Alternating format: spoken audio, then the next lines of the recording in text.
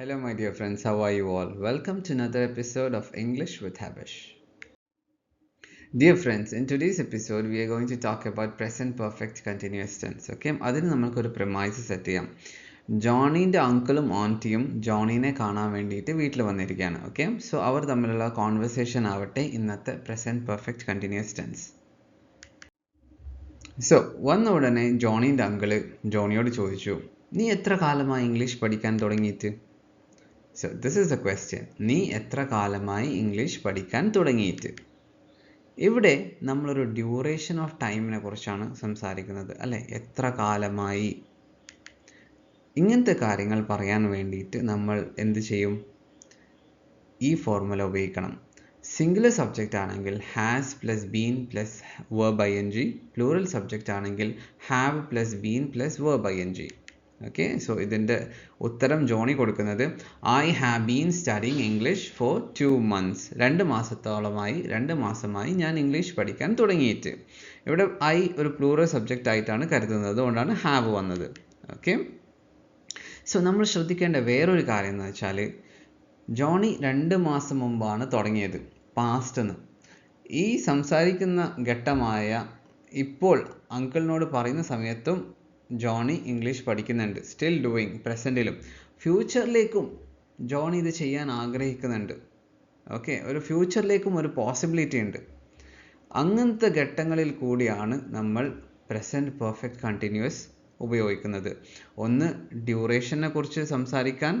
2, പാസ്റ്റും തുടങ്ങി പ്രസൻറ്റിലുമുണ്ട്, ഫ്യൂച്ചറിലേക്കും പോകാനുള്ള ആ ആക്ഷൻ ഫ്യൂച്ചറിലും ചെയ്യാനുള്ള പോസിബിലിറ്റി ഉണ്ടാകുമ്പോൾ നമ്മൾ പ്രസൻറ്റ് പെർഫെക്റ്റ് കണ്ടിന്യൂസ് ഉപയോഗിക്കും. അടുത്തതായി ജോണിയുടെ ഫാദർ ജോണീനെ കുറിച്ച് കംപ്ലൈൻറ്റ് പറയാണ്. ഈ അടുത്ത കാലത്തായി ജോണി ഒരുപാട് സമയം TV കാണുന്നുണ്ട്. സോ ജോണീൻ്റെ ഫാദറിൻ്റെ ഡയലോഗ് ഇതാണ്, ഈ അടുത്ത കാലത്തായി ജോണി ഒരുപാട് സമയം TV കാണുന്നുണ്ട്. ഇത് ഒരു ഡ്യൂറേഷൻ ഓഫ് ടൈമിനെ കുറിച്ചാണ് പറയുന്നുള്ളത്. സോ ഇതാണ് അതിൻ്റെ formula. So how will be the sentence? Lately Johnny has been watching a lot of TV. Lately ഈയിടെയായി Johnny has been, Johnny singular ആണ്, അതുകൊണ്ട് has plus been watching a lot of TV. So ഇതൊരു duration of ടൈമിനെ കുറിച്ചിട്ട് വ്യക്തമായി പറയുകയാണല്ലേ. So വേറൊരു ഇതിലത്തെ കാര്യം എന്തെന്ന് വെച്ചാൽ പാസ്റ്റ് നിന്ന് തുടങ്ങി ഇപ്പോൾ പ്രസൻറ്റിൽ ചെയ്യുന്നുണ്ട്. എന്തായാലും കുട്ടികളാണ്, he will do it in the future. അങ്ങനെ പെട്ടെന്നൊന്നും TV കാണുന്നത് നിർത്തൂല. അപ്പോൾ നമ്മൾ മുതിർന്നിട്ട് നമ്മൾ നിർത്തിയോ? ജോണിൻ്റെ അങ്കിള് വിഷയം മാറ്റാൻ വേണ്ടിയിട്ട് ഒരു ചോദ്യം ചോദിക്കുകയാണ് ജോണീൻ്റെ ഫാദറിനോട്. നിങ്ങൾ എത്ര കാലമായി ബാങ്കിൽ മാനേജറായി ജോലി ചെയ്യുന്നു? സോ വീണ്ടും എത്ര കാലമായി, ഇതൊരു ഡ്യൂറേഷൻ ഓഫ് ടൈം ആണ്.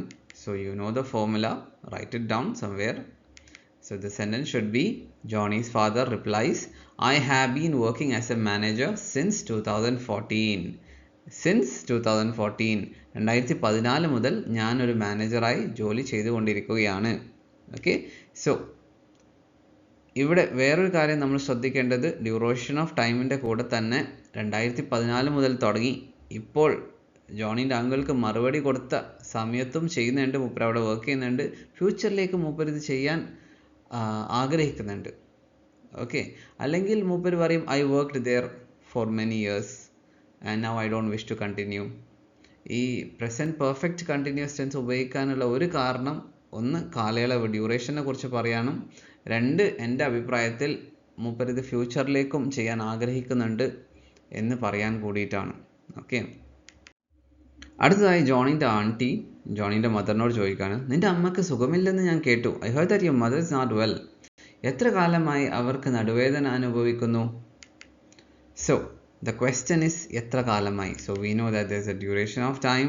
V are talking about a duration of time. So you know the formula already.